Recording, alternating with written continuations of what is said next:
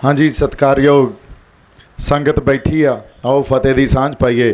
वाहिगुरू जी का खालसा, वाहिगुरू जी की फतेह। आप गल्लां बातां ही करनियां। मैं हमेशा इस गल नूं मनदा भी जदों अंदोलन निकलना, बदलाव आना, वो स्टेजां तो नहीं आना, वो इन्हां गल्लां बातां चों सत्थां चों निकलना।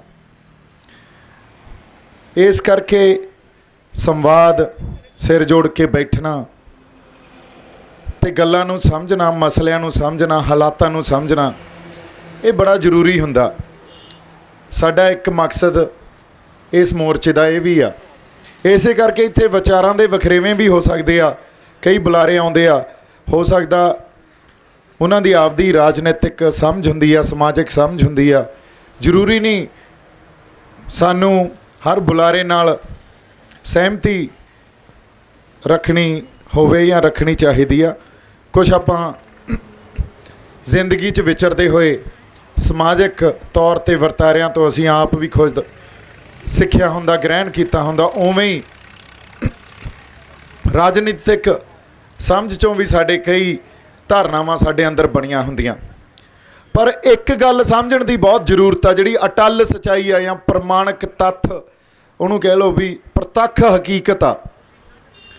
असीं उत्थों चलदे आ जित्थों ये अज दी गल नहीं, हज़ारां सालां तो आई चलदा आउंदा भी जबर ते जुल्म सरकार ने करना ही हुंदा, हुक्मरान धिर ने करना ही हुंदा, ते जबर ते जुल्म दा विरोध भी कुदरती आ।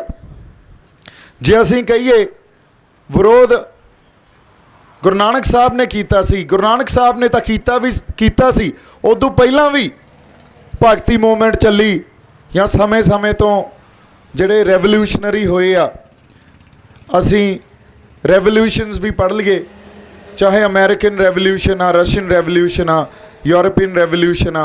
जदों कोई हुक्मरान धिर जबर ते जुल्म करूगी, उहदा विरोध समाज च प्रगट होना ही होना, ये लाजमी आ, कुदरती आ।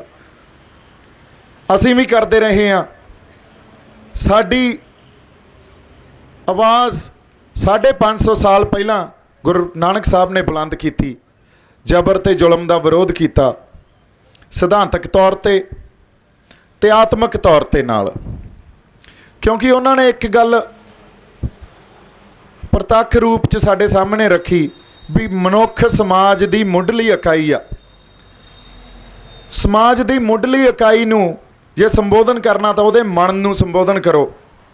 जे कोई हुक्मरान धिर बैठ के कानून बनाउंदी आ, नियम घटदी आ, वो तो समाज नूं बहुत बड़े रूप च संबोधन कर रही है। मनां नूं तां संबोधन ही नहीं किया जा रहा, किरदारां दी तां गल ही नहीं की जा रही, इखलाक दी गल ही नहीं की जा रही। चलो आपां अगे वधदे हां। जदों असीं जबर ते जुल्म दा विरोध करते हैं, एक अंदोलन प्रगट हुंदा। अंदोलन असीं भी उस अंदोलन का हिस्सा। अज अंदोलन प्रगट हुंदा, असीं लड़ाई वेड़दे हां। लड़ाई हथियारबंद भी हुंदी आ ते शांतमई भी हुंदी आ। हथियारबंद लड़ाई साडी खाड़कू ਸਿੰਘਾਂ ने पंजाब तो या होर कई कौमां ने आपदे आपदे खित्तियां च लड़ी, वो भी असर पाउंदी आ। ये नहीं भी वो असर नहीं पाउंदी। इहदा उद्देश की आ, परपज़ की आ, आपां ये समझदे हां। उस तरह जो असीं अज लड़ाई लड़ रहे हैं, सिर जोड़ के बैठे हैं, एक बिरतांत भी रच रहे हैं, आपदी आवाज़ भी बुलंद कर रहे हैं, ये भी असर पाउंदी है। मकसद की हुंदा? मकसद हुंदा सरकारां लई कोई मजबूरी खड़ी करनी, राजसी मजबूरी खड़ी करनी, ताकि सरकार साडे नाल गलबात करने वास्ते राज़ी हो जाए, तैयार हो जाए। हथियारबंद लड़ाई का भी मकसद यही आ ते इस लड़ाई का भी मकसद यही आ। किसानां दा संघर्ष आ, मजदूरां दा संघर्ष आ, असीं उहदा ही अज हिस्सा, उहदा पार्ट आ। साडा मकसद यही आ, जे रेलां रोकी जाने आ, पंपां ते बैठे आ या टोल प्लाजियां ते बैठे आ, आपां शंभू मोर्चा लाया होया, मकसद यही आ सरकार राजसी मजबूरी सरकार दी खड़ी कर दिए, लामबंदी एडी वड्डी कर दिए, सरकार साडे नाल गलबात करने वास्ते, टेबल टॉक वास्ते राज़ी हो जाए। जदों टेबल टॉक हुंदा तो पोलीटिकल डिप्लोमैसी दी गल हुंदी है। उत्थे हमेशा इहदा मतलब लड़ाई ने मुकना कित्थे आके, लड़ाई ने मुकना टेबल ते आ। ਪੋਲੀਟੀਕਲ ਡਿਪਲੋਮੈਸੀ ਦੇ ਥਰੂ ਟੇਬਲ ਤੇ ਮੁੱਕਣਾ। ਇੱਕ ਪਾਸੇ ਸਾਡੀ ਧਿਰ ਬੈਠੀ ਹੋਊਗੀ, ਇੱਕ ਪਾਸੇ ਸਰਕਾਰ ਦੀ ਧਿਰ ਬੈਠੀ ਹੋਊਗੀ, ਤੇ ਪੋਲੀਟੀਕਲ ਡਿਪਲੋਮੈਸੀ 'ਚ ਉਸ ਟੇਬਲ ਤੇ ਲੜਾਈ ਲੜੀ ਜਾਣੀ ਆ। ਉੱਥੋਂ ਅਸੀਂ ਕੀ ਲੈ ਕੇ ਆਉਣਾ, ਕੀ ਨਹੀਂ ਲੈ ਕੇ ਆਉਣਾ, ਇਹ ਸਾਡੇ ਆਗੂਆਂ ਦਾ ਤੇ ਹੁਕਮਰਾਨਾਂ ਦੇ ਵਿੱਚ ਉੱਥੇ ਵੀ ਇਹ ਜੱਦੋ-ਜਹਿਦ ਤੇ ਲੜਾਈ ਹੁੰਦੀ ਆ ਟੇਬਲ ਦੇ ਉੱਤੇ। ਹੁਣ ਸਮੇਂ ਤੋਂ ਅਸੀਂ ਇਹ ਦੇਖਦੇ ਰਹੇ ਹਾਂ ਵੀ ਪੋਲੀਟੀਕਲ ਡਿਪਲੋਮੈਸੀ ਅਸੀਂ ਸੰਘਰਸ਼ ਲੜੇ, ਹਥਿਆਰਬੰਦ ਲੜਾਈ ਵੀ ਲੜੀ, ਅੰਦੋਲਨ ਵੀ ਖੜੇ ਕੀਤੇ। ਬਰਗਾੜੀ ਦਾ ਵੀ, ਸਰਬੱਤ ਖਾਲਸਾ, ਉਦੋਂ ਪਹਿਲਾਂ ਬੜੇ ਅੰਦੋਲਨ ਆ, ਸਾਡੇ ਇਤਿਹਾਸ 'ਚ ਬੜੇ ਅੰਦੋਲਨ ਅਸੀਂ ਖੜੇ ਕੀਤੇ, ਮੋਰਚੇ ਲਾਏ। ਪਰ ਜਦੋਂ ਪੋਲੀਟੀਕਲ ਡਿਪਲੋਮੈਸੀ 'ਤੇ ਗੱਲ ਆਉਂਦੀ ਆ ਅਸੀਂ ਹਾਰ ਜਾਂਦੇ ਹਾਂ। ਇਹ ਗੱਲ ਕਦੇ ਅਸੀਂ ਸਮਝ ਹੀ ਨਹੀਂ ਸਕੇ। ਕਿਉਂ ਹਾਰਦੇ ਹਾਂ? ਜਿਹੜੇ ਆਗੂ ਜਾਂ ਤਾਂ ਉਹਨਾਂ ਦੀਆਂ ਬਦਨੀਤੀਆਂ ਜਾਂ ਉਹਨਾਂ ਦੀਆਂ ਗਦਾਰੀਆਂ ਉਹ ਕੌਮ ਨੂੰ ਵੀ ਵੇਚ ਆਉਂਦੇ ਆ, ਪੰਜਾਬ ਨੂੰ ਵੀ ਵੇਚ ਆਉਂਦੇ ਆ। ਸਰਕਾਰ ਨੇ ਕੰਮ ਕੀ ਕਰਨਾ ਹੁੰਦਾ? ਸਰਕਾਰ ਨੇ ਸਾਡੇ ਆਗੂਆਂ ਦੀਆਂ ਕਮਜ਼ੋਰੀਆਂ ਲੱਭਣੀਆਂ ਹੁੰਦੀਆਂ। ਸਰਕਾਰ ਨੇ ਆਗੂਆਂ ਦੀ ਵੀ ਕਮਜ਼ੋਰੀਆਂ ਲੱਭਣੀਆਂ ਤੇ ਚੱਲਦੇ ਅੰਦੋਲਨ 'ਚ ਸਰਕਾਰ ਨਾਲ ਹੋਰ ਖੇਡਾਂ ਖੇਡਦੀ ਆ, ਸਾਜ਼ਿਸ਼ ਰਚਦੀ ਆ। ਸਰਕਾਰ ਚੱਲਦੇ ਅੰਦੋਲਨ 'ਚ ਸਾਨੂੰ ਵਾਇਲੈਂਸ ਵੱਲ ਧੱਕਦੀ ਆ। ਸਾਡੇ 'ਚ ਜਿਵੇਂ ਉੱਦਾਂ ਇੱਥੇ ਨੌਜਵਾਨ ਬਹਿ ਗਏ ਸੀ, ਚਲੋ ਜੀ ਸੜਕ ਆਪਾਂ ਜੋ ਚੱਕ ਦੋ ਧਰ ਲਓ ਤੇ ਆਪਾਂ ਸੜਕ ਤੇ ਬਹਿੰਦੇ ਆ, ਲਓ ਹੁਣ ਟੱਪ ਕੇ ਦਿਖਾਵੇ ਸਹੀ। ਇਹੀ ਤਾਂ ਚਾਹੁੰਦੀ ਆ ਸਰਕਾਰ, ਤੁਹਾਨੂੰ ਵਾਇਲੈਂਸ ਵੱਲ ਧੱਕ ਕੇ ਤੁਹਾਡੇ ਤੇ ਹੋਰ ਜ਼ਬਰ ਜ਼ੁਲਮ ਕਰਨਗੇ ਤੇ ਤੁਹਾਨੂੰ ਨਿਸ਼ਾਨੇ ਤੋਂ ਭਟਕਾ ਦੇਣਗੇ। ਨਿਸ਼ਾਨਾ ਕੀ ਆ ਸਾਡਾ ਅੱਜ? ਕਿਸਾਨੀ ਨਿਸ਼ਾਨਾ, ਮਜ਼ਦੂਰਾਂ ਦੇ ਲਈ ਉਹਨਾਂ ਦਾ ਸ਼ੋਸ਼ਣ ਰੋਕਣਾ। ਅਸੀਂ ਲੱਗ ਕੇ ਕਿਸ ਚੀਜ਼ 'ਤੇ ਜਾਵਾਂਗੇ? ਮੰਨ ਲਓ ਉਹਨਾਂ ਦੇ ਸਿਰ ਪਾੜ ਦਿੰਦੇ, ਉੱਦਾਂ ਅਸੀਂ ਉਹਨਾਂ ਲਈ ਨਿਆਂ ਮੰਗਣ 'ਤੇ ਲੱਗ ਜਾਂਦੇ। ਤਾਂ ਸਰਕਾਰਾਂ ਨੇ ਤੁਹਾਨੂੰ ਕਮਜ਼ੋਰ ਕਰਨ ਵਾਸਤੇ ਤੁਹਾਡੇ ਆਗੂਆਂ ਨੂੰ ਵੀ ਉਹਨਾਂ ਦੀਆਂ ਕਮਜ਼ੋਰੀਆਂ ਦੇ ਥਰੂ ਫੜ ਲਿਆ ਤੇ ਅੰਦੋਲਨ ਕਮਜ਼ੋਰ ਕਰਕੇ ਲੋਕਾਂ ਦਾ ਨਿਸ਼ਾਨਾ ਵੀ ਭਟਕਾਤਾ, ਕਿਤੇ ਹੋਰ ਹੀ ਲਾਤੇ। ਸਾਡੇ ਨਾਲ ਸਮੇਂ ਤੋਂ ਇਹੀ ਚੱਲਦਾ ਆ ਰਿਹਾ। ਉਦੋਂ ਬਾਅਦ ਵੱਡੀ ਗਲਤੀ ਅਸੀਂ ਕੀ ਕਰਦੇ ਹਾਂ? ਬਹੁਤ ਵੱਡੀ ਗਲਤੀ ਜਿਹੜੀ ਅੱਜ ਮੈਂ ਕਿਸਾਨ ਯੂਨੀਅਨ ਆ ਜਾਂ ਉਹਨਾਂ ਨਾਲ ਬਹਿਣਾ, ਇਸੇ ਗੱਲ 'ਤੇ ਬਹਿਸ ਹੁੰਦੀ ਹੈ, ਇਸੇ ਗੱਲ 'ਤੇ ਚਰਚਾ ਹੁੰਦੀ ਹੈ, ਇਸੇ ਗੱਲ 'ਤੇ ਸੰਵਾਦ ਹੁੰਦਾ। ਅਸੀਂ ਰਿਆਇਤਾਂ ਲਈ ਲੜਨ ਲੱਗ ਜਾਂਦੇ ਹਾਂ। ਰਿਆਇਤਾਂ ਲਈ ਲੜਨ ਲੱਗ ਜਾਂਦੇ ਹਾਂ। ਇਹਦੀ ਉਦਾਹਰਨ ਦਿੰਦਾ ਮੈਂ ਤੁਹਾਨੂੰ। ਕੱਲ੍ਹ ਰਾਤ ਹੀ ਅਸੀਂ ਗੱਲ ਕਰ ਰਹੇ ਸੀ, ਇੱਕ ਲੀਬੀਆ ਦਾ ਬਹੁਤ ਵੱਡਾ ਰੈਵੋਲਿਊਸ਼ਨਰੀ ਹੋਇਆ, ਬਹੁਤ ਜਿਵੇਂ ਸਾਡੇ ਸੰਤ ਜਰਨੈਲ ਸਿੰਘ ਭਿੰਡਰਾਂ ਵਾਲੇ ਸੀ, ਉੱਥੇ ਉਮਰ ਮੁਖਤਿਆਰ ਬਹੁਤ ਵੱਡਾ ਉੱਥੋਂ ਦਾ ਰੈਵੋਲਿਊਸ਼ਨਰੀ ਸੀ, ਲੀਬੀਆ ਦੀ ਆਜ਼ਾਦੀ ਲਈ ਲੜਦਾ ਸੀ। ਤੇ ਉੱਥੇ ਕਲੋਨੀ ਸੀ, ਬਸਤੀ ਸੀ ਫਰੈਂਚ ਲੋਕਾਂ ਦੀ, ਫਰੈਂਚ ਸਰਕਾਰ ਦੀ। ਇੱਕ ਮੋੜ, ਇੱਕ ਕਿਸੇ ਸਮੇਂ ਜਾ ਕੇ ਮੋੜ ਜਾਂ ਹਾਲਾਤ ਇਹੋ ਜਿਹੇ ਬਣਦੇ ਆ, ਜਦੋਂ ਲੜ ਰਹੀ ਧਿਰ ਉਹ ਵੀ ਲੜਾਈ ਲੰਬੀ ਲੜਦੀ ਆ ਤੇ ਉਹਨਾਂ ਨੂੰ ਐਂ ਲੱਗਦਾ ਵੀ ਹੁਣ ਕੁਛ ਨਾ ਕੁਛ ਲੈ ਡਿੱਗੀਏ। ਸਰਕਾਰ ਵੀ ਇਹੋ ਜਿਹੇ ਮੌਕੇ 'ਤੇ ਆ ਜਾਂਦੀ ਆ ਵੀ ਹੁਣ ਸਰਕਾਰ ਦੀ ਕਿਤੇ ਪ੍ਰਾਇਰਟੀ ਹੋਰ ਹੁੰਦੀ ਆ। ਉਦੋਂ ਦੂਜਾ ਵਿਸ਼ਵ ਯੁੱਧ ਲੱਗ ਗਿਆ ਤੇ ਸਰਕਾਰ ਦਾ ਉਦੋਂ ਮਕਸਦ ਇਹ ਸੀ ਵੀ ਵਿਸ਼ਵ ਯੁੱਧ 'ਚ ਆਪਦੀ ਪੂਰੀ ਫੋਰਸ, ਆਪਦੀ ਤਾਕਤ ਲਾਈ ਜਾਵੇ ਤੇ ਅੰਦਰ ਜਿਹੜੀ ਉਹਨਾਂ ਬਸਤੀਆਂ ਦੀ ਲੜਾਈ ਆ ਉਹਨੂੰ ਕਿਵੇਂ ਨਾ ਕਿਵੇਂ ਹੈਂਡਲ ਕੀਤਾ ਜਾਵੇ। ਤਾਂ ਸਰਕਾਰ ਨੇ ਉਹਨੂੰ ਟੇਬਲ 'ਤੇ ਭਾਲਿਆ। ਹੁਣ ਲੜ ਰਹੀ ਧਿਰ ਨੇ ਵੀ ਇਹ ਸੋਚਿਆ ਵੀ ਗੱਲ ਜੇ ਟੇਬਲ ਤੱਕ ਜਾਂਦੀ ਆ ਤਾਂ ਅਸੀਂ ਪੋਲੀਟੀਕਲ ਡਿਪਲੋਮੈਸੀ ਦੇ ਥਰੂ ਹੋ ਸਕਦਾ ਆਪਦੇ ਕੁਛ ਹੱਕ ਲੈ ਡਿੱਗੀਏ। ਫਰੈਂਚ ਗਵਰਨਮੈਂਟ ਨੇ ਉਸ ਵੇਲੇ ਉਹਨਾਂ ਨੂੰ ਕੁਛ ਰਿਆਇਤਾਂ ਦਿੱਤੀਆਂ।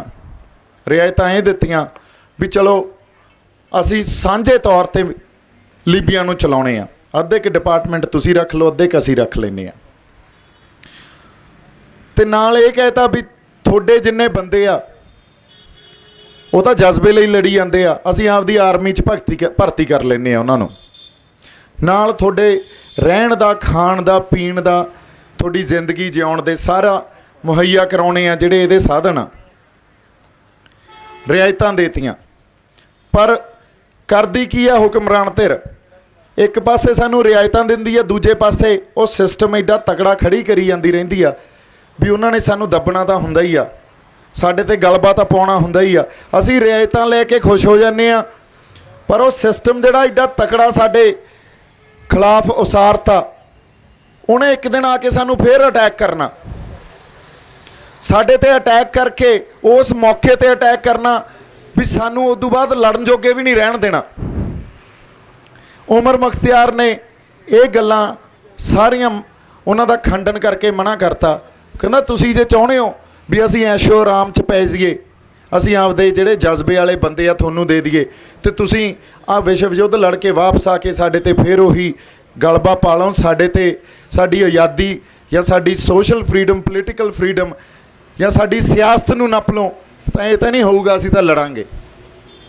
ਹੁਣ ਜਦੋਂ ਸਰਕਾਰ ਸਾਨੂੰ ਇਹ ਕਹਿ ਰਹੀ ਆ ਅੱਜ MSP ਲੈ ਲਓ, ਫਸਲਾਂ ਦਾ ਮੰਡੀਕਰਨ ਨਹੀਂ ਰੁਕੂਗਾ, ਸਾਨੂੰ ਤਾਂ ਰਿਆਇਤਾਂ ਦੇ ਰਹੇ ਆ। ਪਰ ਜੇ ਤਿੰਨੇ ਆਰਡੀਨੈਂਸ ਵਾਪਸ ਵੀ ਲੈ ਲੈਣ, ਉਹ ਵੀ ਰਿਆਇਤ ਆ। ਸਾਡੇ ਕੋਲੇ ਅਸੀਂ ਖੜੇ ਕਿੱਥੇ ਆ? 2 ਦਿਨ ਪਹਿਲਾਂ ਬਠਿੰਡੇ ਪੂਰੇ ਪਰਿਵਾਰ ਨੇ, ਕਿਸਾਨ ਦੇ ਪਰਿਵਾਰ ਨੇ ਖੁਦਕੁਸ਼ੀ ਕੀਤੀ ਆ। ਹਜੇ ਤਾਂ ਅਸੀਂ ਪੁਰਾਣੇ ਕਾਨੂੰਨਾਂ ਨਾਲ ਹੀ ਲੜੀ ਜਾਂਦੇ ਆ, ਨਵੇਂ ਕਾਨੂੰਨਾਂ ਦਾ ਤਾਂ ਸਾਡੇ ਤੱਕ ਕੋਈ ਗੱਲ ਹੀ ਨਹੀਂ ਆਈ, ਉਹਨਾਂ ਦਾ ਤਾਂ ਗਲਬਾ ਪਿਆ ਹੀ ਨਹੀਂ ਸਾਡੇ ਤੇ। ਸੋ ਇਹਦਾ ਮਤਲਬ ਪੁਰਾਣਾ ਜਿਹੜਾ ਸਿਸਟਮ ਸੀ, ਪੁਰਾਣੇ ਕਾਨੂੰਨ ਸੀ, ਉਹ ਵੀ ਬਾਹਲੇ ਸਿਖਾਵੇਂ ਨਹੀਂ ਆ ਸਾਡੇ ਲਈ। ਫਿਰ ਸਾਡੀ ਲੜਾਈ ਕੀ ਹੋਣੀ ਚਾਹੀਦੀ ਆ? ਸਾਡੀ ਲੜਾਈ ਸਾਡੀ ਹੱਕਾਂ ਦੀ ਹੋਣੀ ਚਾਹੀਦੀ ਆ। ਰਿਆਇਤਾਂ ਦੀ ਲੜਾਈ ਨਹੀਂ ਲੜ ਸਕਦੇ ਅਸੀਂ। ਰਿਆਇਤਾਂ ਦੀ ਲੜਾਈ ਲੜਾਂਗੇ ਤਾਂ ਅਸੀਂ ਪੰਜਾਬ ਨਾਲ, ਕੌਮ ਨਾਲ ਤੇ ਹਰ ਉਸ ਰੂਹ ਨਾਲ ਜਿਹੜੀ ਇਸ ਧਰਤੀ ਨਾਲ ਜੁੜੀ ਆ, ਉਹਦੇ ਨਾਲ ਗਦਾਰੀ ਕਰਾਂਗੇ। ਹੁਣ ਅਗਲੀ ਗੱਲ ਸਮਝਣ ਦੀ ਬਹੁਤ ਜ਼ਰੂਰਤ ਆ। ਇਹ ਇਕੱਲੀ ਆਰਡੀਨੈਂਸਿਸ ਦੀ ਜਾਂ ਇਹ ਨਵੀਂ ਲੈਜਿਸਲੇਸ਼ਨ, ਨਵੇਂ ਕਾਨੂੰਨ ਬਣ ਰਹੇ ਆ ਜਾਂ ਆਰਥਿਕ ਲੜਾਈ ਨਹੀਂ ਆ, ਇਹ ਸਿਆਸੀ ਲੜਾਈ ਵੀ ਆ। ਕਿਵੇਂ ਆ ਸਿਆਸੀ ਲੜਾਈ? ਕਿਸੇ ਵੀ ਖਿੱਤੇ ਦੀ ਸਿਆਸਤ ਆ ਨਾ, ਜਿਹੜੀ ਅਸੀਂ ਕਹਿੰਦੇ ਆ ਪੰਜਾਬ ਦੇ ਹੋਣ ਦੀ ਲੜਾਈ ਆ। ਕਿਉਂ? ਇਹ ਸਮਝਦੇ ਆ ਕਿਸੇ ਵੀ ਖਿੱਤੇ ਦੀ ਸਿਆਸਤ ਆ, ਉਹ ਧਰਤੀ ਨਾਲ ਜੁੜੀ ਹੁੰਦੀ ਆ। ਧਰਤੀ ਤੋਂ ਬਿਨਾਂ ਤੁਸੀਂ ਸਿਆਸਤ ਕਰ ਹੀ ਨਹੀਂ ਸਕਦੇ। ਸਰਕਾਰ ਨੇ ਤੁਹਾਡੇ ਤੋਂ ਤੁਹਾਡੀ ਧਰਤੀ ਖੋਹਣੀ ਆ। ਤੁਹਾਡਾ ਫਲਸਫਾ ਵੀ ਇਸੇ ਧਰਤੀ 'ਚ ਪਿਆ, ਤੁਹਾਡੀ ਸਿਆਸਤ ਵੀ ਇਸ ਧਰਤੀ 'ਚ ਪਈ ਆ। ਇਹਦਾ ਪ੍ਰਤੱਖ ਰੂਪ 'ਚ ਉਦਾਹਰਨ ਆ, ਜੇ ਗੁਰੂ ਨਾਨਕ ਸਾਹਿਬ ਨੇ ਕਿਰਤ ਕੀਤੀ, ਅਸੀਂ ਕਿੱਥੋਂ ਜੁੜੇ ਆ? ਕਿਉਂ ਕਹਿੰਦੇ ਆ ਪੰਜਾਬ ਵਸਦਾ ਗੁਰੂਆਂ ਤੇ ਨਾ? ਇਸ ਕਰਕੇ ਉਹਨਾਂ ਨੇ ਵੀ ਕਿਰਤ ਕੀਤੀ ਤਾਂ ਖੇਤੀ ਕੀਤੀ। ਫਿਰ ਜੇ ਉਹਨਾਂ ਨੇ ਧਰਤੀ ਨੂੰ ਸੰਬੋਧਨ ਕੀਤਾ ਤਾਂ ਪਵਨ ਗੁਰੂ ਪਾਣੀ ਪਿਤਾ ਮਾਤਾ ਧਰਤ ਮਹੱਤ, ਅਸੀਂ ਮਾਂ ਦਾ ਦਰਜਾ ਦਿੱਤਾ। ਸਾਡੇ ਤਾਂ ਰੂਹਾਂ 'ਚ ਪਈ ਆ ਸਾਡੀ ਧਰਤੀ। ਅਗਲੀ ਗੱਲ, ਅਗਲੀ ਉਦਾਹਰਨ ਨਵੀਂ ਤੇ ਹੁਣ ਸਾਡੇ ਸਾਹਮਣੇ ਆ। ਮੋਹਾਲੀ ਏਅਰਪੋਰਟ ਬਣਿਆ। ਏਅਰਪੋਰਟ ਲਈ ਜਦੋਂ ਜ਼ਮੀਨ ਅਕਵਾਇਰ ਹੋਈ ਤੇ ਕਿਸਾਨਾਂ ਨੂੰ ਅਕਵਾਇਰ ਕਰਕੇ ਕਈ ਕਿਸਾਨਾਂ ਦੀਆਂ ਸਾਰੀਆਂ ਜ਼ਮੀਨਾਂ ਉਹਦੇ 'ਚ ਆ ਗਈਆਂ। ਉਹਨਾਂ ਨੂੰ ਮੁਆਵਜ਼ਾ ਵੀ ਦਿੱਤਾ, ਮੁਆਵਜ਼ਾ ਤੇ ਉਹਨਾਂ ਨੂੰ 2-2 ਕਰੋੜ ਰੁਪਈਆ ਇੱਕ ਏਕੜ ਦਾ, ਜਾਂ ਹੋ ਸਕਦਾ ਇਦੋਂ ਵੀ ਜ਼ਿਆਦਾ ਮਿਲਿਆ ਹੋਵੇ। ਪਰ ਅੱਜ ਜਿਸ ਕਿਸਾਨ ਕੋਲੇ ਜ਼ਮੀਨ ਨਹੀਂ ਆ, ਉਹ ਵੀ ਇਸ ਪ੍ਰੋਟੈਸਟ 'ਚ ਸਾਡੇ ਨਾਲ ਬੈਠਾ। ਇਹਦਾ ਜਵਾਬ ਕਿਉਂ ਆ? ਉਹਨਾਂ ਦੀਆਂ ਜ਼ਮੀਨਾਂ ਲੈ ਲਈਆਂ, ਉਹਨਾਂ ਨੂੰ ਵੀ ਨਹੀਂ ਪਤਾ ਕਿਉਂ ਬੈਠੇ ਆ। ਜੇ ਪੁੱਛੀਏ ਉਹਨਾਂ ਕੋਲੇ ਵੀ ਜਵਾਬ ਹੈ ਨਹੀਂ। ਕੌਨਸ਼ੀਅਸ ਮਾਈਂਡ ਕੋਲੇ ਜਵਾਬ ਹੈ ਨਹੀਂ, ਪਰ ਸਬਕੌਨਸ਼ੀਅਸ ਮਾਈਂਡ ਕੋਲੇ ਜਵਾਬ ਪਿਆ। ਸਬਕੌਨਸ਼ੀਅਸ ਮਾਈਂਡ ਇਹ ਕਹਿੰਦਾ ਵੀ ਮੇਰੇ ਤੋਂ ਮੇਰੀ ਆਜ਼ਾਦੀ, ਮੇਰੀ ਸਿਆਸਤ ਖੋਲੀ, ਮੇਰੀ ਪੋਲੀਟੀਕਲ ਤੇ ਸੋਸ਼ਲ ਫਰੀਡਮ ਖੋਲੀ, ਸਾਡੀ ਧਰਤੀ ਨਾਲ ਜੁੜੀ ਸੀ। ਇਸ ਕਰਕੇ ਇਸ ਐਜੀਟੇਸ਼ਨ ਦਾ ਹਿੱਸਾ। ਕਈ ਵਾਰੀ ਅਸੀਂ ਲੜਾਈ ਲੜਦੇ ਹਾਂ, ਜਜ਼ਬੇ ਨਾਲ ਲੜਦੇ ਹਾਂ। ਉਹ ਜਜ਼ਬਾ ਇੱਕ ਪ੍ਰਗਟ ਰੂਪ 'ਚ ਤਾਂ ਅਸੀਂ ਇਹ ਸਮਝ ਲੈਂਦੇ ਹਾਂ ਵੀ ਇਹ ਜਜ਼ਬਾ ਸਾਡੇ ਕੋਲੇ, ਪਰ ਜੇ ਅਸਲ ਜਵਾਬ ਤੁਹਾਡੇ ਤੋਂ ਲੈਣਾ ਹੋਵੇ, ਤੁਸੀਂ ਇੱਥੇ ਬੈਠੇ ਹੋ, ਆਪਾਂ ਪੰਜਾਬ ਦੀ ਸਰਹੱਦ ਤੇ ਬੈਠੇ ਹਾਂ, ਵੀ ਕਿਉਂ ਬੈਠੇ ਹੋ ਦੱਸੋ? ਤੁਹਾਡੇ ਕੋਲੇ ਵੀ ਕਈਆਂ ਕੋਲੇ ਜਵਾਬ ਨਹੀਂ ਹੋਣਾ। ਕਿਉਂ? ਤੁਹਾਡਾ ਕੌਨਸ਼ੀਅਸ ਮਾਈਂਡ ਲੈ ਕੇ ਆਇਆ ਇੱਥੇ ਤੁਹਾਨੂੰ, ਪਰ ਸਬਕੌਨਸ਼ੀਅਸ ਮਾਈਂਡ 'ਚ ਜਵਾਬ ਪਿਆ। ਤੁਸੀਂ ਉਸੇ ਸੋਵਰਨਿਟੀ, ਉਸੇ ਸਿਆਸਤ ਲਈ ਲੜ ਰਹੇ ਹੋ ਜਿਹੜੀ ਅਸੀਂ ਖੜੀ ਕਰਨੀ ਆ। ਜੇ ਅੱਜ ਪੰਜਾਬ ਆਪਦੀ ਸਿਆਸਤ ਨਹੀਂ ਖੜੀ ਕਰ ਸਕਿਆ, ਜਿੱਥੇ ਜੜ ਪਈ ਆ ਇਹਨਾਂ ਲੈਜਿਸਲੇਸ਼ਨਸ ਦੀ, ਜਿੱਥੇ ਜੜ ਪਈ ਆ ਇਹ ਕਾਨੂੰਨਾਂ ਦੀ, ਤਾਂ ਸਾਡਾ ਇਹ ਅੰਦੋਲਨ ਤੇ ਸਾਡਾ ਇਹ ਮੋਰਚਾ ਕਾਮਯਾਬ ਨਹੀਂ ਆ। ਗੱਲ ਸਮਝਣ ਦੀ ਜ਼ਰੂਰਤ ਆ। ਸਾਨੂੰ ਆਪਦੀ ਸਿਆਸਤ ਖੜੀ ਕਰਨੀ ਪੈਣੀ ਆ। ਕਿਉਂ ਖੜੀ ਕਰਨੀ ਪੈਣੀ ਆ? ਪੋਲੀਟੀਕਲ ਡਿਪਲੋਮੈਸੀ ਨੇ ਤਾਂ ਸਾਨੂੰ ਹਰਾਇਆ। ਅਸੀਂ ਅੰਦੋਲਨ ਪੈਦਾ ਕਰਦੇ ਹਾਂ, ਜਜ਼ਬਾ ਪੈਦਾ ਕਰਦੇ ਹਾਂ, ਫਿਰ ਵੀ ਕਰਦੇ ਰਹਾਂਗੇ, ਪਰ ਗਾਂਹ ਜਾ ਕੇ ਟੇਬਲ ਤੇ ਹਾਰ ਜਾਂਦੇ ਆ। ਕਿਉਂ ਹਾਰ ਜਾਂਦੇ ਆ? ਸਾਡੇ ਕੋਲੇ ਸਾਡੇ ਆਗੂ ਹੀ ਨਹੀਂ ਆ। ਜਿਹੜੇ ਹੈਗੇ ਉਹ ਗਦਾਰ ਆ। ਸੋ ਜੇ ਅਸੀਂ ਆਪਦੀ ਸਿਆਸਤ ਨਾ ਖੜੀ ਕਰ ਸਕੇ ਆਉਣ ਵਾਲੇ ਸਮੇਂ 'ਚ, ਤਾਂ ਪੰਜਾਬ ਨੇ ਲੜਾਈ ਫੇਰ ਵੀ ਨਹੀਂ ਜਿੱਤਣੀ। ਪੰਜਾਬ ਕੋਲੇ ਆਪਦੀ ਸਿਆਸਤ ਖੜੀ ਕਰਨ ਦਾ ਦਮ ਹੋਣਾ ਚਾਹੀਦਾ। ਹੁਣ ਉਸੇ 'ਚ ਹੀ ਸਾਡੀ ਖੁਦਮੁਖਤਿਆਰੀ ਪਈ ਆ। ਕਿਵੇਂ ਖੁਦਮੁਖਤਿਆਰੀ ਪਈ ਆ? ਮੈਂ ਪੂਰੀ ਖਿੱਤੇ ਦੀ ਖੁਦਮੁਖਤਿਆਰੀ ਦੀ ਗੱਲ ਨਹੀਂ ਕਰਦਾ, ਇੱਕ ਸਿੰਪਲ ਜੀ ਉਦਾਹਰਨ ਦੀ ਆਪਾਂ ਇੱਥੇ ਚਰਚਾ ਕਰ ਲੈਂਦੇ ਹਾਂ। ਕਿਸਾਨੀ 'ਚ ਜਿਹੜੇ ਬੀਜ ਸਾਨੂੰ ਮਿਲਦੇ ਆ ਉਹ ਕਿਸੇ ਕੰਪਨੀ ਸਾਨੂੰ ਵੇਚਦੀ ਆ, ਉਹਦਾ ਮੁੱਲ ਕੌਣ ਤੈਅ ਕਰਦਾ? ਕੰਪਨੀ ਵਾਲੇ। ਟਰੈਕਟਰ, ਤਵੀਆਂ, ਸੁਹਾਗੇ, ਮਸ਼ੀਨਾਂ ਬਿਜਾਈ ਵਾਸਤੇ, ਇਹ ਸਾਨੂੰ ਮਸ਼ੀਨਰੀ ਕੌਣ ਵੇਚਦਾ? ਕੰਪਨੀ ਵਾਲੇ। ਉਹਦਾ ਮੁੱਲ ਕੌਣ ਤੈਅ ਕਰਦੇ ਆ? ਕੰਪਨੀ ਵਾਲੇ। ਰੇਹਾਂ ਸਪਰੇਆਂ ਕੰਪਨੀਆਂ ਵੇਚਦੀਆਂ, ਉਹਦਾ ਮੁੱਲ ਕੌਣ ਤੈਅ ਕਰਦਾ? ਕੰਪਨੀਆਂ ਵਾਲੇ। ਬਿਜਲੀ ਪਾਣੀ ਸਰਕਾਰਾਂ ਦਿੰਦੀਆਂ, ਮੁੱਲ ਕੌਣ ਤੈਅ ਕਰਦਾ? ਸਰਕਾਰਾਂ, ਕੰਪਨੀਆਂ। ਇਸੇ ਤਰ੍ਹਾਂ ਅਸੀਂ ਲੇਬਰ, ਉਹ ਵੀ ਆਪਦਾ ਮੁੱਲ ਆਪ ਤੈਅ ਕਰਦੀਆਂ। ਅਸੀਂ ਅਨਾਜ ਪੈਦਾ ਕਰਦੇ ਹਾਂ, ਅਨਾਜ ਦਾ ਮੁੱਲ ਤੋਂ ਕੌਣ ਤੈਅ ਕਰਦਾ? ਸਰਕਾਰ। ਜਿਹਨੇ ਖਰੀਦਣਾ ਉਹ ਸਾਡਾ ਮੁੱਲ ਤੈਅ ਕਰ ਰਹੇ ਆ। ਕਿੱਥੇ ਆ ਖੁਦਮੁਖਤਿਆਰੀ ਸਾਡੀ? ਤੇ ਤੁਸੀਂ ਜੇ ਕਹੋ ਕਿਸਾਨਾਂ ਦਾ ਤੇ ਮਜ਼ਦੂਰਾਂ ਦਾ ਆ ਰਿਆਇਤਾਂ ਲੈ ਕੇ ਅਸੀਂ ਜ਼ਿੰਦਗੀ ਸੁਧਾਰ ਦਾਂਗੇ, ਸਾਡੇ ਕੋਲੇ ਤਾਂ ਖੁਦਮੁਖਤਿਆਰੀ ਹੈ ਹੀ ਨਹੀਂ। ਜਦੋਂ ਤੱਕ ਖੁਦਮੁਖਤਿਆਰੀ ਨਹੀਂ ਆ ਉਦੋਂ ਤੱਕ ਜੇ ਤੁਸੀਂ ਕਹੋ ਕਿਸਾਨੀ ਦਾ ਭਲਾ ਹੋ ਜੂ, ਮਜ਼ਦੂਰਾਂ ਦਾ ਭਲਾ ਹੋ ਜੂ, ਨਹੀਂ ਹੋ ਸਕਦਾ। ਕਦੇ ਖਰੀਦਣ ਵਾਲੇ ਨੇ ਵੀ ਮੁੱਲ ਤੈਅ ਕੀਤਾ, ਇਹ ਤਾਂ ਵੇਚਣ ਵਾਲਾ ਕਰਦਾ ਹੁੰਦਾ।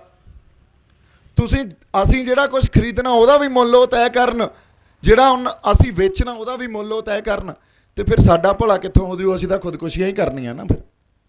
ਹੁਣ ਇਹ ਗੱਲ ਜੇ ਫਲਸਫਿਆਂ ਤੋਂ ਵੀ ਦੂਰ ਆ ਜਾਈਏ, ਜੇ ਅਸੀਂ ਖਿੱਤੇ ਦੀ ਖੁਦਮੁਖਤਿਆਰੀ ਤੋਂ ਵੀ ਦੂਰ ਆ ਜਾਈਏ, ਜਿਹਦੀ ਗੱਲ ਇੰਡੀਅਨ ਕੌਨਸਟੀਟਿਊਸ਼ਨ ਕਰਦੀ ਆ, ਫੈਡਰਲ ਸਟਰਕਚਰ ਦੀ ਗੱਲ ਇੰਡੀਅਨ ਕੌਨਸਟੀਟਿਊਸ਼ਨ ਕਰਦੀ ਆ, ਅਸੀਂ ਕੋਈ ਅਨਕੌਨਸਟੀਟਿਊਸ਼ਨਲ ਗੱਲ ਨਹੀਂ ਕਰ ਰਹੇ।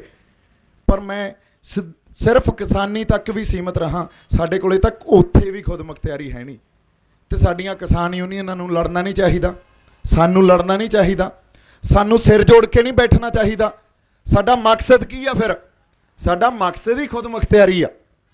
ਅਸੀਂ ਸੰਪੂਰਨ ਤੌਰ 'ਤੇ ਨਾ ਸਹੀ, ਅੰਸ਼ਕ ਤੌਰ 'ਤੇ ਤਾਂ ਲਈਏ, ਇੱਕ ਨੈਰੇਟਿਵ, ਇੱਕ ਬਿਰਤਾਂਤ ਤਾਂ ਖੜਾ ਕਰੀਏ। ਸਾਡੇ ਕੋਲੇ ਤਾਂ ਸਾਡੇ ਅਧਿਕਾਰ ਵੀ ਹੈ ਨਹੀਂ ਅੱਜ, ਫੰਡਾਮੈਂਟਲ ਰਾਈਟਸ, ਮਨੁੱਖੀ ਅਧਿਕਾਰ ਵੀ ਹੈ ਨਹੀਂ ਸਾਡੇ ਕੋਲੇ। ਫਿਰ ਕਿਹੜੀ ਇੰਡੀਅਨ ਕੌਨਸਟੀਟਿਊਸ਼ਨ ਦੀ ਗੱਲ ਕਰਦੇ ਹਾਂ, ਕਿਹੜੇ ਡੈਮੋਕ੍ਰੈਟਿਕ ਸਟਰਕਚਰ ਦੀ ਗੱਲ ਕਰਦੇ ਹਾਂ ਅਸੀਂ? ਸੋ ਇਸ ਕਰਕੇ ਲੱਤਾਂ ਖਿੱਚਣੀਆਂ ਬੜੀਆਂ ਸੌਖੀਆਂ ਹੁੰਦੀਆਂ, ਸਰਕਾਰਾਂ ਦਾ ਕੰਮ ਆਪਾਂ ਆਸਾਨ ਕਰ ਦਿੰਦੇ ਹਾਂ। ਤੌਮਤਾਂ ਲਾਉਣੀਆਂ ਬੜੀਆਂ ਸੌਖੀਆਂ, ਮਾਈਂਡ ਨੂੰ ਪ੍ਰੈਜੁਡਿਸ ਹੀ ਕਰਨਾ, ਉਹ ਮਾਈਂਡ ਹਿਊਮਨ ਸਾਈਕੋਲੋਜੀ ਆ, ਨੈਗੇਟਿਵ ਗੱਲ ਨੂੰ ਬੜਾ ਛੇਤੀ ਫੜਦੀ ਆ। ਪਰ ਜਦੋਂ ਸਿਰ ਜੋੜ ਕੇ ਬੈਠਾਂਗੇ, ਗੱਲ ਨੂੰ ਸਮਝਾਂਗੇ, ਜੜ ਕਿੱਥੇ ਪਈ ਆ, ਉਸ ਜੜ ਨੂੰ ਪੱਟਾਂਗੇ। ਅਸੀਂ ਤਾਂ ਹਾਲਾਤਾਂ ਨੂੰ ਮੁਖਾਤਮ ਹੁੰਨੇ ਆ। ਆ ਦੇਖੋ, ਮਸਲਿਆਂ ਨੂੰ ਮੁਖਾਤਮ ਹੁੰਨੇ ਆ। ਕਿਵੇਂ? ਅੱਜ ਕਿਸਾਨੀ ਦਾ ਮਸਲਾ ਆ ਗਿਆ, ਅਸੀਂ ਬਹਿ ਗਏ। ਪਹਿਲਾਂ ਨਸ਼ਿਆਂ ਦਾ ਮਸਲਾ ਸੀ, ਉਹਦੇ ਤੇ ਬਹਿ ਗਏ। ਬੇਰੁਜ਼ਗਾਰੀ ਦਾ ਮਸਲਾ ਸੀ, ਉਹਦੇ ਤੇ ਬਹਿ ਗਏ। ਉਦੋਂ ਪਾਣੀਆਂ ਦਾ ਮਸਲਾ, ਉਹਦੇ ਤੇ ਬਹਿ ਗਏ।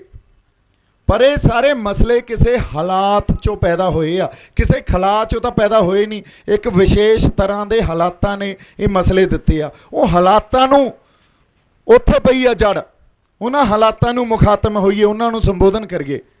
ਜੇ ਮਸਲਿਆਂ ਦੀ ਗੱਲ ਕਰਦੇ ਰਹਾਂਗੇ, ਇਹਦਾ ਤਾਂ ਫਿਰ ਕਿਤੇ ਸਾਡੇ ਫੌਜ ਨਹੀਂ ਪੈਣਾ।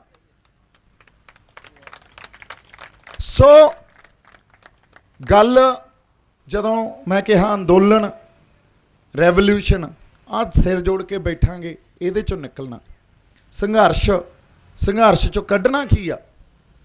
ਜੇ ਅਸੀਂ ਆਪਦੀ ਇੱਕ ਸਿਆਸੀ ਤੌਰ 'ਤੇ, ਜਦੋਂ ਮੈਂ ਕਹਿੰਦਾ ਇਹ ਜ਼ਰੂਰੀ ਨਹੀਂ ਹੈ ਲੋਕਾਂ ਨੇ ਦੇਣਾ ਹੁੰਦਾ, ਆਪਦੀ ਸਿਆਸਤ ਖੜੀ ਕਰੀਏ।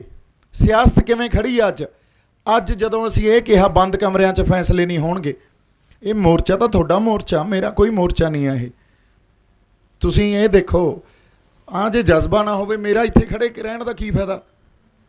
ਤੁਹਾਡਾ ਜਜ਼ਬਾ ਹੀ ਆ।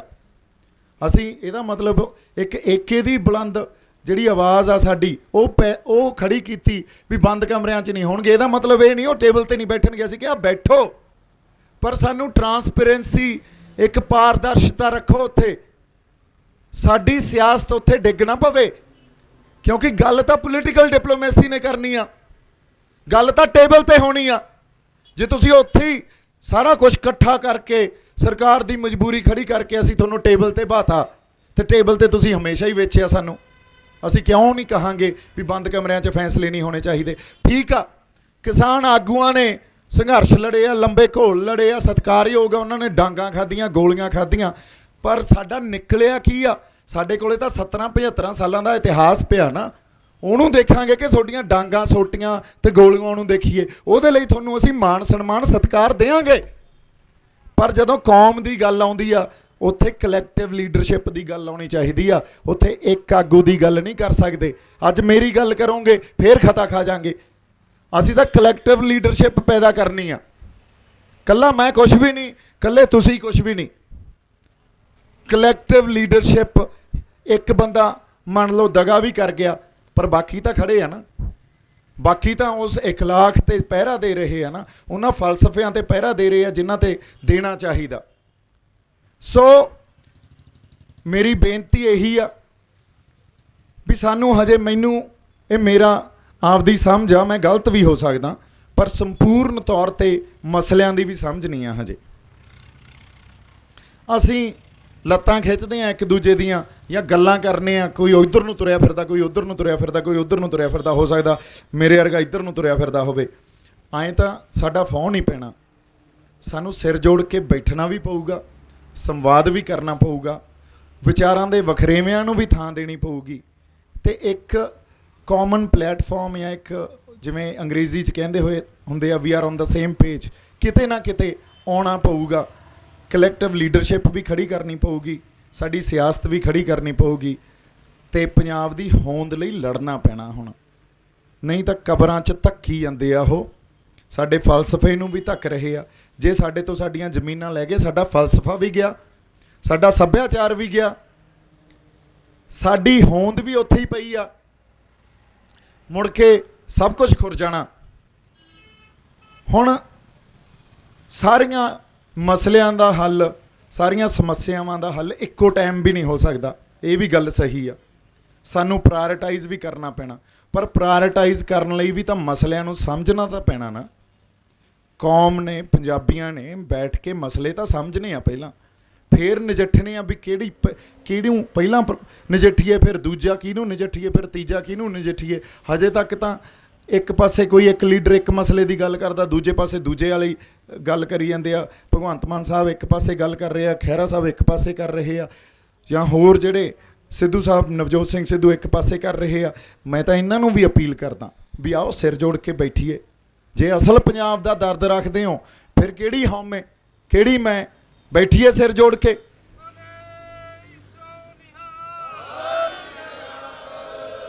ਸੋ ਇਸੇ ਕਰਕੇ ਕਲੈਕਟਿਵ ਲੀਡਰਸ਼ਿਪ ਪੈਦਾ ਕਰਨੀ ਪੈਣੀ ਆ। ਕਈ ਵਾਰੀ ਮੈਂ ਜਿੰਨਾ ਕੁ ਸਮਝਿਆ, ਮੇਰੀ ਸਮਝ ਵੀ ਹਜੇ ਸੰਪੂਰਨ ਨਹੀਂ ਹੋ ਸਕਦੀ, ਅੰਤਮ ਸੱਚ ਮੇਰੇ ਕੋਲੇ ਵੀ ਨਹੀਂ ਆ, ਪਰ ਜਿਹੜੇ ਸਾਡੇ ਖੁੰਡ ਆ ਇੱਥੋਂ ਦੇ, ਪੰਜਾਬ ਦੇ ਜਾਂ ਕਿਤੋਂ ਦੇ ਵੀ, ਉਹਨਾਂ ਦੀ ਇੱਕ, ਉਹ ਆਪਦੇ ਫਲਸਫਿਆਂ ਤੋਂ ਦੂਰ ਹੋ ਗਏ, ਕਿਤੋਂ ਹੋਰ ਫਲਸਫੇ ਲੈ ਕੇ ਉਹਨਾਂ ਤੇ ਪੜੇਥਣ ਲਾ ਕੇ ਤੇ ਉਹਨਾਂ ਦੀ ਗੱਲ ਕਰਦੇ ਆ, ਤੇ ਉਹਦੇ 'ਚ ਕੈਦ ਹੋ ਜਾਂਦੇ ਆ। ਇਹਦੀ ਜਿਹੜੀ ਪ੍ਰਤੱਖ ਉਦਾਹਰਨ ਹੈ ਕਰ ਲਓ ਵੀ ਜਿਵੇਂ ਕਮਿਊਨਿਜ਼ਮ ਹੋ ਗਿਆ, ਕਮਿਊਨਿਸਟ ਹੋ ਗਏ, ਇਹ ਸਾਡਾ ਫਲਸਫਾ ਥੋੜ੍ਹੀ ਆ, ਇਸ ਧਰਤੀ ਨੇ ਥੋੜ੍ਹੀ ਪੈਦਾ ਕੀਤਾ। ਇਸ ਧਰਤੀ ਦਾ ਫਲਸਫਾ ਤਾਂ ਗੁਰੂ ਨਾਨਕ ਸਾਹਿਬ ਤੋਂ ਪੈਦਾ ਹੋਇਆ। ਉਹਦੇ 'ਚ ਹੀ ਸਾਡੇ ਹਿੰਦੂ ਵੱਸਦੇ ਆ, ਉਹਦੇ 'ਚ ਹੀ ਸਾਡੇ ਮੁਸਲਮਾਨ ਵੱਸਦੇ ਆ, ਉਹਦੇ 'ਚ ਹੀ ਸਿੱਖ ਵੱਸਦੇ ਆ, ਉਹਦੇ 'ਚ ਹੀ ਹਰ ਭਾਈਚਾਰਾ ਵੱਸਦਾ। ਅਸੀਂ ਆਪਦੇ ਫਲਸਫਿਆਂ ਨੂੰ ਤਾਂ ਤਿਆਗੀ ਫਿਰਦੇ ਹਾਂ, ਹੋਰਾਂ ਦੇ ਫਲਸਫਿਆਂ ਨੂੰ ਲਿਆ ਕੇ ਇਸ ਧਰਤੀ 'ਤੇ ਅਸੀਂ ਉਹਦੀ ਲੜਾਈ ਲੜਨ ਲੱਗ ਜਾਂਦੇ ਹਾਂ ਤੇ ਉਸੇ ਫਲਸਫਿਆਂ 'ਚ ਕੈਦ ਹੋ ਜਾਂਦੇ ਹਾਂ। ਫਿਰ ਅਸੀਂ ਗੱਲਾਂ ਕੀ ਕਰਦੇ ਹਾਂ ਵੀ ਸ਼ੰਭੂ ਮੋਰਚੇ ਤੋਂ ਤਾਂ ਯਾਰ ਪਤਾ ਹੀ ਨਹੀਂ ਲੱਗ ਰਿਹਾ ਗੱਲ ਕੀ ਹੋ ਰਹੀ ਆ। ਸ਼ੰਭੂ ਮੋਰਚੇ ਤੋਂ ਸਿਰਫ ਗੁਰੂ ਨਾਨਕ ਸਾਹਿਬ ਦੇ ਫਲਸਫੇ ਦੀ ਗੱਲ ਹੋ ਰਹੀ ਆ। ਇੱਥੋਂ ਦੁਨੀਆ ਦੇ ਹੋਰ ਕਿਸੇ ਫਲਸਫੇ ਦੀ ਗੱਲ ਨਹੀਂ ਕੀਤੀ ਜਾ ਸਕਦੀ, ਨਾ ਹੀ ਹੋਊਗੀ। ਸੋ ਅੱਜ ਇੰਨੀਆਂ ਕੁ ਗੱਲਾਂ, ਇਹ ਗੱਲਾਂ ਹੀ ਸੀ, ਇੰਨੀਆਂ ਕੁ ਗੱਲਾਂ ਆਪਾਂ ਕਰਨੀਆਂ ਸੀ। ਬਾਕੀ ਜਦੋਂ ਪੰਚਾਇਤ 'ਚ ਬੈਠਾਂਗੇ ਹੋਰ ਬੜੀ ਚਰਚਾ ਹੋਊਗੀ, ਬੜਾ ਕੁਝ ਸਿੱਖਣ ਨੂੰ ਮਿਲਦਾ ਤੇ ਬੜਾ ਕੁਝ ਸਿੱਖ ਕੇ ਸਾਡੀ ਸੇਧ ਕੀ ਹੋਣੀ ਚਾਹੀਦੀ ਆ, ਸਾਡੀ ਅੱਗੇ ਅਸੀਂ ਵਧਣਾ ਕਿੱਧਰ ਨੂੰ ਆ, ਇਹ ਪਤਾ ਲੱਗਦਾ। ਇਹਦਾ ਪਰਪਸ ਕੀ ਆ, ਪਰਪਸ ਵੀ ਸਾਡੇ ਕੋਲੇ ਹੈਗਾ, ਜਾਣਾ ਕਿੱਥੇ ਆ ਇਹ ਵੀ ਹੈਗਾ, पर हजे मैनू लगदा असीं हल ਵੱਲ ਤਾਂ ਹੀ ਤੁਰਾਂਗੇ। ਇਹ ਇੱਕ ਵੱਡਾ ਸਵਾਲ ਖੜਾ ਹੋ ਜਾਂਦਾ, ਹੱਲ ਕੀ ਆ? ਜਦੋਂ ਸਾਨੂੰ ਸਾਡੇ ਹੱਕ ਹੀ ਨਹੀਂ ਪਤਾ, ਉਦੋਂ ਤੱਕ ਸਾਡੀਆਂ ਮੰਗਾਂ ਨਹੀਂ ਪਤਾ, ਤੇ ਸਾਨੂੰ ਹੱਲ ਕਿੱਥੋਂ ਪਤਾ ਹੋਊ? ਇੰਨੇ ਕਾਲੇ 2 ਦਿਨਾਂ 'ਚ 7 ਦਿਨਾਂ 'ਚ ਕਿੱਥੋਂ ਹੱਲ ਹੋ ਜਾਊਗਾ? ਐਡਾ ਵੱਡਾ ਸਿਸਟਮ ਇੱਕ ਸਾਡੇ ਜਿਹਦੇ ਖਿਲਾਫ ਅਸੀਂ ਲੜਾਈ ਲੜ ਰਹੇ ਹਾਂ, ਉਹਦਾ ਹੱਲ ਕਿੱਥੋਂ ਹੋ ਜਾਊਗਾ? ਜੇ ਕਹੀਏ ਹੱਲ ਦੱਸੋ, ਨਹੀਂ, ਹਜੇ ਬਥੇਰਾ ਕੁਝ ਸਮਝਣਾ ਅਸੀਂ। ਜਦੋਂ ਸਾਡੀ ਸਮਝ 'ਚ ਸੰਪੂਰਨ ਤੌਰ 'ਤੇ ਜਾਂ ਕਿਤੇ ਜੇ ਐਡਾ ਹੱਲ ਦੀ ਅਸੀਂ ਕੋਈ ਇਲਾਹੀ ਗਿਆਨ ਲੈ ਕੇ ਥੋੜ੍ਹੀ ਬੈਠੇ ਹਾਂ, ਉਹ ਤਾਂ ਸਾਡੇ ਗੁਰੂ ਸਾਹਿਬਾਨਾਂ ਕੋਲ ਸੀ। ਅਸੀਂ ਤਾਂ ਇਹਨਾਂ ਸਮਾਜਿਕ ਵਰਤਾਰਿਆਂ ਤੋਂ ਸਿੱਖਿਆ, ਜਾਂ ਗੁਰੂ ਸਾਹਿਬਾਨਾਂ ਨੇ ਸਾਨੂੰ ਫਲਸਫੇ ਦਿੱਤੇ ਆ। ਸਮਾਜਿਕ ਵਰਤਾਰਿਆਂ ਤੋਂ ਸਿੱਖਿਆ ਹੋਇਆ ਜਿਹੜਾ ਗਿਆਨ ਆ, ਉਹਦੀ ਇੱਕ ਲਿਮਿਟੇਸ਼ਨ ਆ। ਮਨੁੱਖੀ ਬੁੱਧੀ 'ਚੋਂ ਪੈਦਾ ਹੋਇਆ ਗਿਆਨ ਆ, ਉਹਦੀ ਇੱਕ ਲਿਮਿਟੇਸ਼ਨ ਆ। ਅਤੇ ਇੰਨੀ ਛੇਤੀ ਹੱਲ 'ਤੇ ਕਿਵੇਂ ਪਹੁੰਚ ਜਾਈਏ? ਸੋ ਇਹ ਬੇਬੁਨਿਆਦ ਕੁਐਸਚਨ ਆ। ਹੱਲ ਵੀ ਮਿਲਣਗੇ ਜਦੋਂ ਅਸੀਂ ਸਿਰ ਜੋੜ ਕੇ ਬੈਠਾਂਗੇ, ਮਸਲਿਆਂ ਨੂੰ ਸਮਝਾਂਗੇ, ਹੱਲ ਨਿਕਲੇ ਆਉਣਗੇ, ਨਿਕਲੇ ਆਉਂਦੇ ਹੁੰਦੇ ਆ। ਮੇਰੇ ਵੱਲੋਂ ਬਹੁਤ ਸਾਰਾ ਪਿਆਰ ਅਤੇ ਸਤਿਕਾਰ। ਸਤਿ ਸ਼੍ਰੀ ਅਕਾਲ। ਵਾਹਿਗੁਰੂ ਜੀ ਕਾ ਖਾਲਸਾ, ਵਾਹਿਗੁਰੂ ਜੀ ਕੀ ਫਤਿਹ।